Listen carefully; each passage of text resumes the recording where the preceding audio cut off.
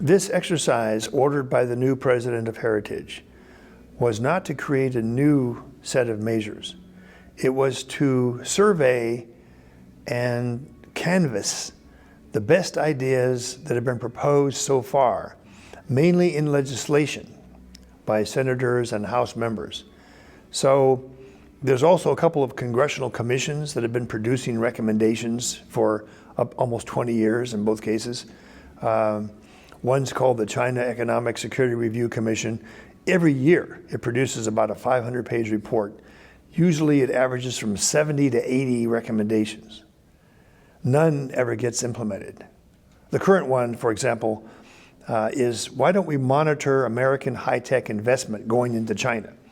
And most people are surprised. Oh, we don't do that? No, we don't. We have no idea what American high-tech firms are investing in China, state-of-the-art technology. So I and others went back through the last 5 years looking for ideas. We found a lot. We found 300 pieces of legislation, each one quite useful, quite thoughtful. Marco Rubio had a proposal, 2018. The White House should set up a technology czar to review technology about to be sent to China and stop it if needed, and should coordinate across all departments of government to do this. Technology czar was the title. Never passed. We put it in here. Another proposal discussed many times, never got more than 10 votes. American federal pension money should not go into China, especially to the company that builds formations and little islands in the South China Sea. Voted on. President Trump said do something about it.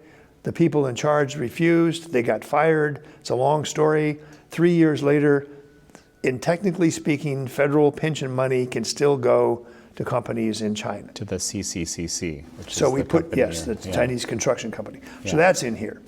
But this is not a sort of a new heritage plan or a new Pillsbury plan for China. It's pointing out, why are there so many good ideas that are proposed that never happen, that are never implemented? And the pattern I saw as a former Senate staffer myself, I saw a lot of legislation, at least 200 examples of this, where the sponsor would introduce it, get a number on it, go on television. Today I introduced a bill to block the purchase of farmland by the Chinese Communist Party. Big news story. You'd cover it, right? Of course. At last, the CCP will be denied American farmland near sensitive installations. If you're a former staffer, you take a look at how many co-sponsors there are. When you want a bill to pass, you do a lot of work. You go around and get, in some cases, the majority of senators would sign up as co-sponsors. I did this as a staffer for Radio Free Asia, for broadcasts in Tibetan, Uyghur, Cantonese, Mandarin. A lot of opposition. This is 1994. We got 40 co-sponsors, including Joe Biden and Teddy Kennedy and all the liberals, and Jesse Helms, Orrin Hatch, a lot of conservatives. When the average senator sees that there's 40 co-sponsors from both sides, hey, I'll sign on to that. We got Radio Free Asia. Otherwise, it wouldn't exist. But today, that's not happening. You get senators and House members who have a sexy bill. They introduce it. Come on, be on Fox News or be on Epoch Times, because you're a hero. You're going to stand up to the Chinese Communist Party. But is there a follow-up? A month later, 6 months later, 2 years later? Senator or Congressman, whatever happened to that bill of yours? Well, I don't know. Somebody blocked it. We had a very shocking incident. It's in this Heritage Foundation list of recommendations that others have made in the past. There was a great concern that the U.S. Army's drones are being bought from China, and they can send data back to China of U.S. Army operations. Lots of other people in America were buying from this one particular drone company in China. Legislation was passed, actually passed the House and the Senate, banning purchase of Chinese drones by a variety of organizations. It was supposed to go in the National Defense Authorization Act. You know what happened? It mysteriously disappeared from the bill. So it was passed, President signed it. The drone termination legislation was removed. But the conference meeting, if you're a staffer, you know this, conference meetings are in secret. So we say in here, we don't know who took this out, but it passed both houses. We'd like to see it put back in. Well, let me tell you. There's actually almost 100 examples in here of good ideas that have gone nowhere, but the people who've introduced the ideas get a lot of credit in the media. Let me cite one of the recommendations from there, which strikes me as you're speaking here. Cut off all Chinese regime lobbying dollars. Mm-hmm. Yeah, I suspect that those lobbying dollars may have had something to do with what you're talking about. Well, that's just speculation. Of course.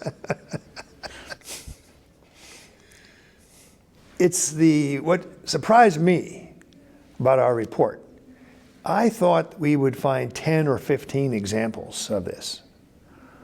I had the impression that a lot more legislation is passing than actually is. So the media may be taken in that, oh my God, the Congress at last is standing up to China. Because if you just watch television, you see all these members of the House and Senate bragging about their new legislation. So of course I would think, and others would think, we're doing a lot to stop the Chinese. Mm-hmm. What if it's not true? I run into people all over the world who think China's going to collapse soon. It's been found out that the Chinese themselves sometimes push this argument. Don't worry about us. They don't say we're going to collapse. They say we have so many problems with our one-child policy and cancer and pollution, the water table, the lack of agricultural production. You Americans don't need to worry about China. We'll be lucky to be around 20 years from now. I remember thinking to myself when I heard a Chinese official say that to an American delegation I was part of. I thought, I've heard this before. In the meantime, the US government has other threats that hit it right in the face. 9/11, the towers coming down, dead people, the discovery that there are Islamic terrorists all over the place who want to create terrorist incidents, kill Americans, blow up embassies. This is really vivid and really clear. We have to do something about it. And we did. I've seen various estimates. $2 trillion was spent counterterrorism. We built new organizations. We built Homeland Security. We built the global war on terror infrastructure. We took it really seriously, and we were right to take it as a threat. But just like Pearl Harbor, where it's vivid, American ships are being sunk by a Japanese sneak attack. Sailors are drowning in those ships. 3,000 are dead. It doesn't take a lot of imagination to go, we have to do something now about Japan. But in the case of China, their strategy is very, very different. Deny that they seek hegemony. Deny that they seek domination. Demonize any critic like the Falun Gong movement. Attack them ruthlessly. Smear them. Keep a list of critics of China around the world. Make sure they're never invited to visit China. Whole series of things which a friend of mine once called stealth superpower. A stealthy superpower that denies it's going to hurt you.